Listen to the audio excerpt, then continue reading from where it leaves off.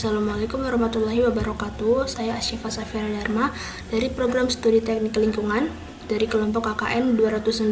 Di sini saya akan mempresentasikan terkait program kerja individu untuk Desa Mekarsari Waisulan, Lampung Selatan.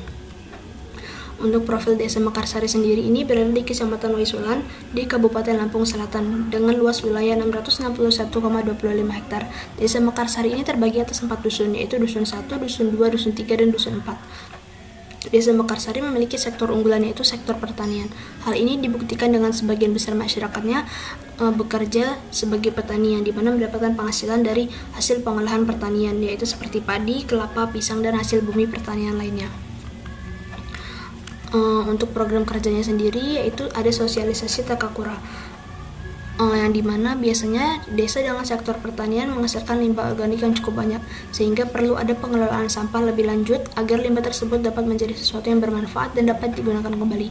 Salah satu metode yang dapat digunakan yaitu metode Takakura, yang merupakan suatu cara pengomposan sampah organik untuk skala rumah tangga dengan menggunakan keranjang. Metode Takakura sendiri ini memiliki keunggulan, yaitu yang pertama, praktis, dapat menyesuaikan dengan kebutuhan dan ketersediaan lahan. Yang kedua, mudah tanpa harus menambahkan cairan kimia. Dan yang ketiga, tidak menghasilkan bau karena melalui proses fermentasi, bukan pembusukan. Tujuan dan manfaat dari sosialisasi metode Takakura sendiri ini yaitu sesuai dengan SDGs 12, yaitu Responsible Consumption and Production, yang mana diharapkan dapat menciptakan pola konsumsi dan produksi yang berkelanjutan melalui pengelolaan limbah yang tepat dan ramah lingkungan, sehingga dapat menciptakan lingkungan yang bersih, sehat, dan berkelanjutan bagi masyarakat. Dengan manfaatnya yaitu ada 5. Yang pertama, mengurangi volume limbah organik di lingkungan masyarakat. Yang kedua, meningkatkan kesadaran masyarakat tentang pentingnya pengelolaan sampah yang benar. Yang ketiga, mendorong praktik daur ulang dan pengurangan sampah di sumbernya. Yang keempat, melibatkan lebih banyak lapisan masyarakat dalam upaya bersama menjaga kebersihan lingkungan. Dan yang kelima, menciptakan contoh positif dalam mengatasi permasalahan sampah. Untuk timeline pelaksanaannya sendiri yaitu dilaksanakan selama 1 hari dengan urutan kegiatan, yaitu yang pertama ada sosialisasi terkait metode Takakura, yang kedua sosialisasi pemilahan sampah organik, yang ketiga sosialisasi terkait alat, bahan, dan metode kerja, dan yang keempat demonstrasi pembuatan produk pupuk kompos menggunakan metode Takakura, dan yang kelima yaitu pemantauan produk. Untuk metode kerja alat bahannya sendiri, yang pertama ada keranjang berlubang, ada sekop, sarung tangan, kain hitam, kardus, sampah organik, starter kompos atau EM4, bantalan sekam, dan juga tanah. Untuk langkah-langkahnya, yang pertama, siapkan keranjang berlubang dengan ukuran yang sesuai dengan kebutuhan. Lubang ini berguna untuk sebagai sirkulasi udara. Yang kedua yaitu lapisi bagian dalam keranjang dengan lapisan kardus atau kertas tebal. Hal ini berguna untuk menjaga material dalam keranjang agar tidak dapat keluar, dan juga serangga tidak dapat masuk dan dapat menyerap kelebihan air.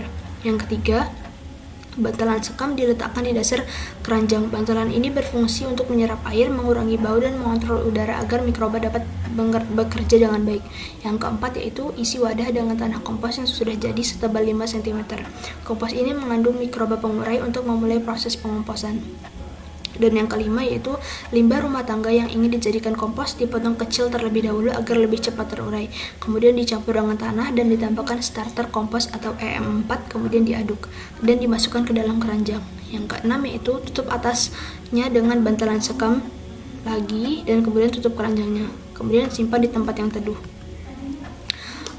Sosialisasi metode Takakura ini memiliki dampak pada masyarakat. Yang pertama, masyarakat umum dapat memahami pentingnya mengelola sampah rumah tangga serta menerapkannya dalam kehidupan sehari-hari, sehingga permasalahan sampah dapat diatasi di berbagai tingkatan masyarakat, terutama tingkat yang paling bawah yaitu rumah tangga. Yang kedua, menjadi sumber tambahan pengetahuan dan keterampilan bagi khalayak sasaran, yaitu para ibu rumah tangga ataupun masyarakat umum lainnya, bahwa sampah organik yang dihasilkan oleh rumah tangga dapat diolah menjadi kompos melalui cara yang sederhana, praktis, dan murah. Yang ketiga, masyarakat memiliki tambahan pengetahuan dan keterampilan untuk merubah sampah rumah tangga menjadi barang-barang yang bermanfaat melalui kegiatan daur ulang kreasi. Yang keempat yaitu masyarakat dapat memahami bahwa sampah apabila dikelola dengan baik dapat mengatasi dampak-dampak negatif yang ditimbulkan, sehingga dapat menjadi alternatif kegiatan ekonomi produktif sebagai alternatif sumber pendapatan keluarga. Output program kerja sosialisasi metode Takakura sendiri ini yaitu diharapkan dapat memberikan pengetahuan tambahan terkait pengelolaan dan pengolahan sampah organik menjadi suatu produk seperti pupuk kompos yang dapat bermanfaat bagi lingkungan sekitar. Sekian presentasi dari saya. Mohon maaf apabila terdapat kesalahan. Wassalamualaikum warahmatullahi wabarakatuh.